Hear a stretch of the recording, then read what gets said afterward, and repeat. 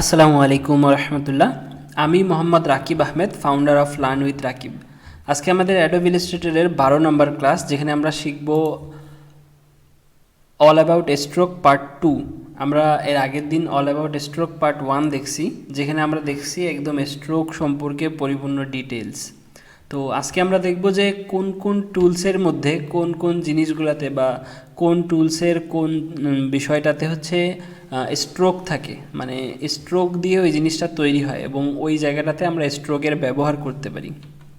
যেমন আমি শুরুতেই বলি, এক নম্বর হচ্ছে এই লাইন সেগমেন্ট টুল। দেখেন, আমি যদি এই লাইন সেগমেন্ট টুলটা নিয়ে কোনো একটা জিনিস দাগ দেই, তো এই দাগটা স্ট্রোকের মধ্যে আসতেছে, ফিলের মধ্যে কিন্তু কিছুই নাই।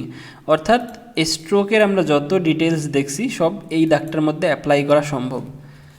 সেম আমরা যদি দেখি যে হচ্ছে আর্ক টুল, এটা এরকম একটা টুল, তো এটা দিয়ে জাস্ট এরকম বাঁকাভাবে আপনি হচ্ছে স্ট্রোক দিতে পারবেন, মানে বাঁকাভাবে লাইন টানতে পারবেন, তবে এই লাইনটাও হচ্ছে স্ট্রোকের মধ্যেই হচ্ছে। আচ্ছা, এরপরে আমরা আরেকটা টুল দেখি, যেমন হচ্ছে স্পাইরাল টুল। এই দেখেন, এই স্পাইরাল টুলটা দিয়ে আমি যদি এখান থেকে এরকম করে নিই, এইরকম হয় আর কি। আমার এইগুলো কখনো কাজে লাগেনি, আপনারা লাগাইলে লাগাইতেও পারেন।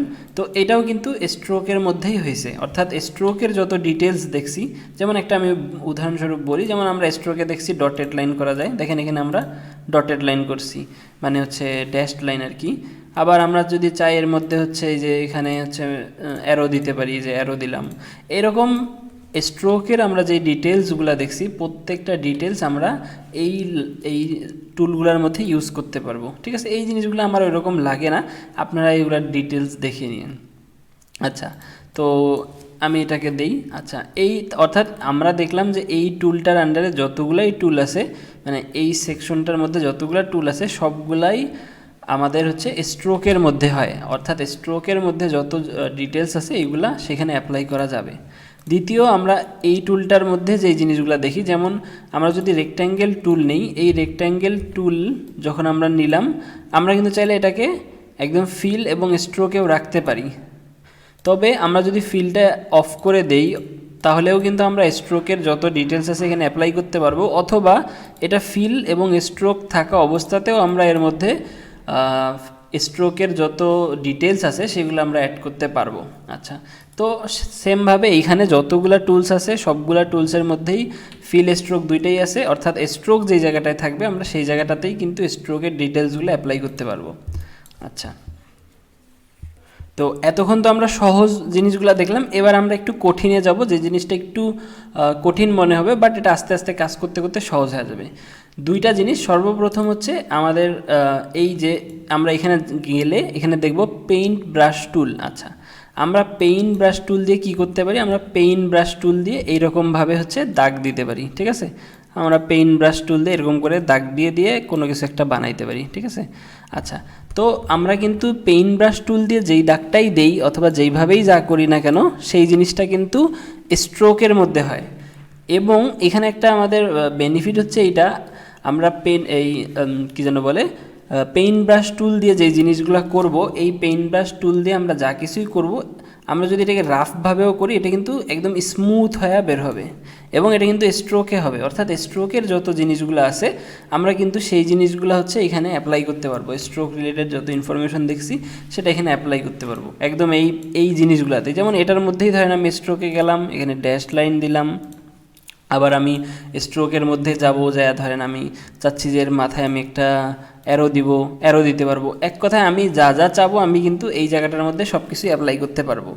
আচ্ছা, এইবার আমরা আরেকটা জিনিস দেখি, আমরা যদি হচ্ছে উইন্ডোজে যাই, এখান থেকে আমরা যদি ব্রাশেস যাই, এই যে ব্রাশগুলো আছে আমরা কিন্তু এইগুলাকে এই লাইভ এখান থেকে চেঞ্জ করতে পারবো। এই যে দেখেন কত সুন্দর হয়ে গেলো, একদম এখান থেকে স্মুথ করে এইভাবে এখানে পর্যন্ত গেছে। আবার আমরা এইখানে থাকা অবস্থায় এখান থেকে ব্রাশ টুল নিয়ে যদি করি, তাহলে আমরা কিন্তু ওইটাকেও এইভাবে করে করতে পারবো। দেখেন এই যে সুন্দরভাবে হচ্ছে, আরও স্মুথ করে করতে পারবো। যত আপনি স্মুথভাবে টানবেন তত এটা স্মুথভাবে যাবে। আচ্ছা, এরপরে হচ্ছে আমরা কিন্তু চাইলে আবার ব্রাশের থিকনেসও চেঞ্জ করতে পারি। আমরা চাইলে ব্রাশের এই যে এখান থেকে, যেমন আমরা একটা ব্রাশ নেই, আমরা ব্রাশ নেওয়ার পরে এখান থেকে যদি চেঞ্জ করি, যেমন এবার আমি এইভাবে টানি, দেখেন এই ব্রাশটা আসতেছে। এরকম আমরা প্রত্যেকটা ব্রাশ আলাদা চিনব। ব্রাশ নিয়ে আমরা একদম ডিটেলসে আরও কথা বলবো, জাস্ট আজকে বোঝাচ্ছি যে স্ট্রোক সম্পর্কে আর কি। তো স্ট্রোকের কথা বলতে গেলে ব্রাশ অবশ্যই সেখানে আসবে, কারণ ব্রাশটাও স্ট্রোকের আন্ডারেই পড়ে। এবং এইখানে আরেকটা টুল আছে, ব্লব ব্রাশ টুল। এই টুলটা কিন্তু স্ট্রোক, এই যে আমরা যখন দেখেন এই টুলটা দিয়ে কোনো কিছু করতেছি, একটু আমি এটাকে ধরি, এইটা কিন্তু আর স্ট্রোকে নাই, এটা কিন্তু ফিলে চলে গেছে। আমি আবার বিষয়টা দেখাই। আমরা যদি পেইন্ট ব্রাশ টুল নিয়ে কোনো কিছু বানাই, সেটাকে যদি ধরি, দেখেন এটা স্ট্রোকে আছে। আর আমরা যদি এখান থেকে ব্লব ব্রাশ নেই, এই যে ব্লব ব্রাশ নেই, তো এইটাকে যদি আমরা এবার ধরি, আমরা কিন্তু এটা দেখতে পারবো যে এটা ফিলের মধ্যে আছে। তো আমরা যদি ব্রাশ নিয়ে স্ট্রোক রিলেটেড কিছু করতে চাই, সেটা আমরা অবশ্যই ব্রাশ দিয়ে করব। আর যদি হচ্ছে ব্লব ব্রাশ দিয়ে কিছু করতে চাই, সেটা কিন্তু ফিলের আন্ডারে আসবে। এবার আরেকটা এখানে জিনিস দেখাই, সেটা হচ্ছে আমরা একটা জিনিস দেখবো, সেটা হচ্ছে পেন্সিল টুল। আমরা যেমন দেখলাম হচ্ছে ব্রাশ টুল, সেমভাবে পেন্সিল টুল। আমরা পেন্সিল টুল দিয়েও এই যেভাবে করে হচ্ছে যে কোনো জিনিস দিতে পারবো, এবং সেইটা আসবে অবশ্যই। একটু দাঁড়ান আমি দেখাই, আমি একটু পেন্সিল টুলটা নিই। এটাও অবশ্যই হচ্ছে এই যে আমাদের স্ট্রোকের আন্ডারেই আসবে, ঠিক আছে। আচ্ছা, তো এইবার একটা আমরা জিনিস দেখব, যে হচ্ছে আমরা যে এখানে যতগুলা টুলস দেখলাম, এই টুলসগুলোর মধ্যে আমরা স্ট্রোকের মধ্যে আমরা যে ডিটেলসগুলো দিতে পারবো, আমরা তো অবশ্যই সেই ডিটেলসগুলো এখানেও দিতে পারবো। তবে একটা জিনিস মনে রাখতে হবে যে আমাদের কাছে দুই ধরনের হচ্ছে ইরেজার থাকবে। আমরা এক ধরনের ইরেজার, যেটা দিয়ে আমরা ধরেন কোনো কিছুকে হচ্ছে, যেমন আমি এটা বুঝাই দিই। আমি যদি কোনো একটা বক্স নেই, ধরেন আমি একটা বক্স নিলাম, এই যে একটা ইরেজার টুল আছে, এই যে ইরেজার টুলটা দিয়ে যদি আমি ইরেজ করি, তাহলে এটা কি করবে, আমার স্ট্রোককে মিলাইয়া দিবে। মানে স্ট্রোক আমি যেখান দিয়ে কাটবো না কেন, ও স্ট্রোককে মিলাইয়া দিবে। কিন্তু আমি যদি এখান থেকে যাই এবং হচ্ছে পাথ ইরেজার টুল নেই এবং সেটা দিয়ে এখানে কাটি, সরি এটাকে আগে ধরতে হবে, এটাকে ধরি এবং হচ্ছে পাথ ইরেজার টুল নেই, পাথ ইরেজার টুল নিয়ে যদি এখানে কাটি, আচ্ছা এক সেকেন্ড, তো আমি যদি পাথ ইরেজার টুলটা নিয়ে জাস্ট এরকম করি, এরকম করলে হবে না, জাস্ট এরকম যদি করি, এই যে এই পাশ থেকে মানে পাথের মধ্যে যদি ধরে টান দেই, তাহলে সরি যেটাকে ধরা থাকবে আর কি, এই যে যেটাকে ধরা থাকবে, আমি যদি ওইটার উপর এরকম করে হচ্ছে নেই পাথ ইরেজার টুলটা, আমার কিন্তু পাথটা কাটি যাবে। তো এরকম অনেক সময় দরকার হইতে পারে, আমরা যখন কোনো হচ্ছে ভেক্টর বানাবো, যখন কোনো ভেক্টর দিয়ে কোনো ডিজাইন বানাবো, তখন হচ্ছে আমাদের এরকম অনেক সময় হয় যে এমনও ভেক্টর আছে যেই ভেক্টরের মধ্যে আমার এইরকম দরকার নাই, মানে আমি ইরেজ করতে চাচ্ছি না। যেমন ধরেন আমি বুঝাই যে ধরেন আমি এরকম একটা বক্স দিছি, বক্সের ভিতরে আমি একটা স্টার আঁকছি, ঠিক আছে, এরকম একটা স্টার বানাইছি। বানানোর পর আমি কি করছি, এই দুইটাকে একসাথে মিলাইয়া আমি হচ্ছে জোড়া লাগাই দিছি। এই ধরেন জোড়া লাগাই দিছি একটু। আচ্ছা, আমরা জোড়া না লাগাই এটাকে গ্রুপ করি। আচ্ছা, গ্রুপ করে আমি একটা জিনিস দেখাই। এবার আমার দরকার হচ্ছে যে আমার এই বক্সটা জাস্ট হচ্ছে ইরেজ করা, মানে এমন কোনো জিনিস আছে অবজেক্ট যেখানের মধ্যে এরকম গ্রুপ করা আছে, আমার ওইটার মধ্যে শুধু এক জায়গা দিয়ে একটু ফাঁকা দরকার। তো আমি কি করতে পারি, এই যে হচ্ছে আমার যে ইয়াটা থাকবে পাথ ইরেজার টুল, আমি সেই টুলটা দিয়ে এখানে কিন্তু এরকম করলেই আমার ওই জায়গাটা, আমার ধরেন আমার এই জায়গাটায় দরকার, আমি এইটুক অংশ কাটিয়ে ফেলতে যাচ্ছি, তো আমি কিন্তু এইটা দিয়ে এই জায়গাটা কাটিয়ে ফেলতে পারি, ঠিক আছে। আবার এরকম অনেক ধরনের জিনিস আছে যেগুলাতে আমরা এইভাবে করে শুধুমাত্র আমাদের যেই জায়গাটুক দরকার ওই জায়গাটুকের পাথ কাটতে পারি। কিন্তু যদি আমাদের স্ট্রোকের মধ্যে মানে ফিলের মধ্যে কাটতে হয়, মানে আমাদের যদি স্ট্রোককে আমরা না কাটি, আমরা যদি ফিলকে কাটি কোনো সময়, তাহলে আমরা অবশ্যই সেটা ব্রাশ টুল দিয়েই কাটবো, মানে ইরেজার টুল দিয়েই কাটবো। আর যদি আমাদের হচ্ছে স্ট্রোকের মধ্যে কাটতে হয়, তাহলে আমরা হচ্ছে কি করব, পাথ ইরেজার টুলটা দিয়ে কাটবো।